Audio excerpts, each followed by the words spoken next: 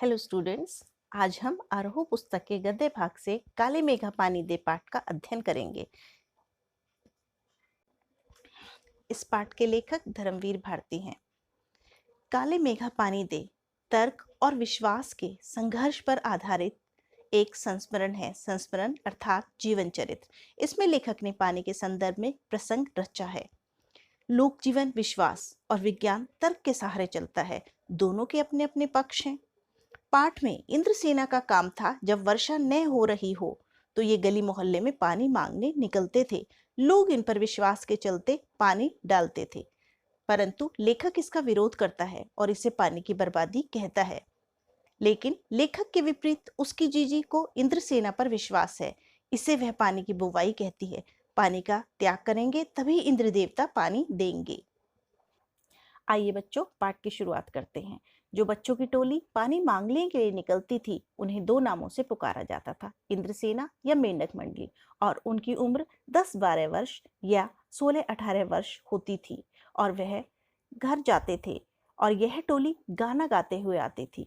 काले मेघा पानी दे गुड़धानी दे। गुड़धानी अर्थात खाने का पदार्थ।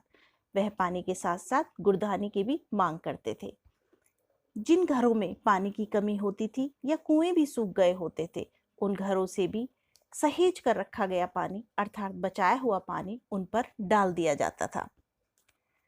जब गली मोहल्ला गांव शहर हर जगह लोग गर्मी में त्राही त्राही मचाते थे, जेठ का महीना बीत जाता था, आषाढ़ का महीना भी आधा बीत चुका होता था, पर आकाश में कहीं बादलों का नामो निशान नहीं होता था। कुएं भी सूखने लगते थे। नलों में एक तो बहुत कम पानी आता था, और आता भी था तो आधी रात के समय बहुत गर्म पानी आता था। शहरों की तुलना में गांव की हालत ज़्यादा खराब होती थी। खेतों की मिट्टी सूख कर पत्थर हो जाती थी और ज़मीन फटने लगती थी। लू चलने लगती थी। ढोर डंगर अर्थात जानवर भी प्यास के मारे मरने लगते थे, लेकिन बारिश का कहीं नामो निशान नहीं होता था। ऐसे में पूजा पाठ कथा विधान सब करके लोग जब हार जाते, तब अंतिम उपाय के रूप में यह इंद्रसेना निकलती थी। वर्षा के बादलों के स्वामी हैं इंद्र देवता, और इंद्र की सेना टोली बांधकर निकलती थी पानी मांगते हुए, प्यासे गले और सूखे खेतों के लिए। पानी की आशा पर जैसे सारा जीवन आकर टिक गया हो। लेखक को समझ में नहीं आता था कि जब चारों ओर पानी की इतनी कमी है, तो लोग घर में इतनी कठिनाई से इकट्ठा करके रखा हुआ पानी बाल्टी भर भर कर इन पर क्यों फेंकते हैं। वह तो इसे पानी की बर्बादी कहते थे। देश का कितना नुकसान होता है इस तरह के अंधविश्वासों से। अगर इंद्र महाराज से ये पानी दिलवा सकते, तो खुद अपने लिए पानी क्यों नहीं मांग लेते। वह इस सब को पाखंड कहता था, अंधविश्वास कहता था। ऐसे ही अंधविश्वासों के कारण वह कहता था कि हम अंग्रेजों से पिछड़ गए हैं और उनके गुलाम बन गए हैं। लेखक भी उसी मंडली के लड़कों की उम्र का था, परंतु उसके आर्य समाजी संस्कार थे, इसलिए उसमें समाज सुधार का जोश था। वह अंधविश्वासों के खिलाफ था, मगर उसे बचपन में सबसे ज्यादा प्यार अपनी जीजी से मिला था। वह उनकी माँ से भी उम्र में बड़ी थी।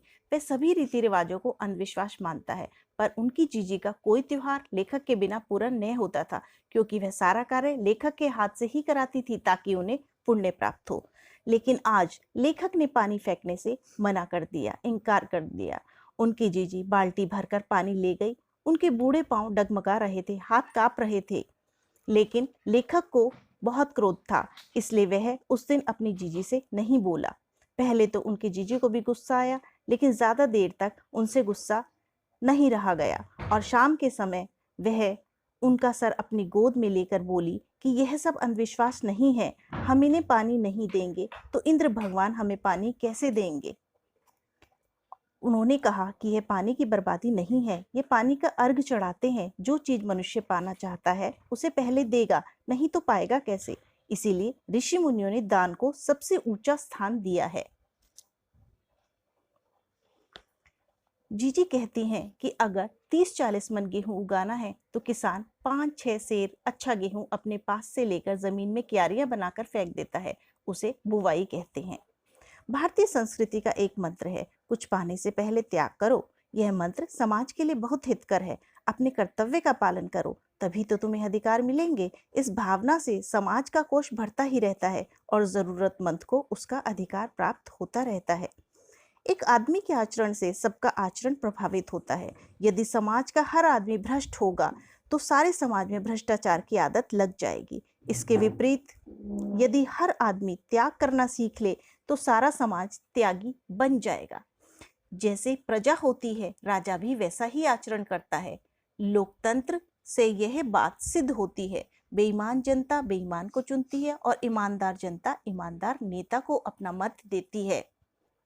लेखक देशवासियों की इस मानसिकता पर व्यंग कर रहा है कि देश से अपेक्षाएं तो लोग बहुत करते हैं, उनकी मांगे भी अनगिनत हैं, पर जब देश के लिए कुछ करने की बात आती है तब साफ बच जाते हैं। अधिकार जताने से पहले कर्तव्य पर ध्यान देना जरूरी है। देश के नागरिकों के चरित्र में त्याग भावना का सर्वथा अभाव है।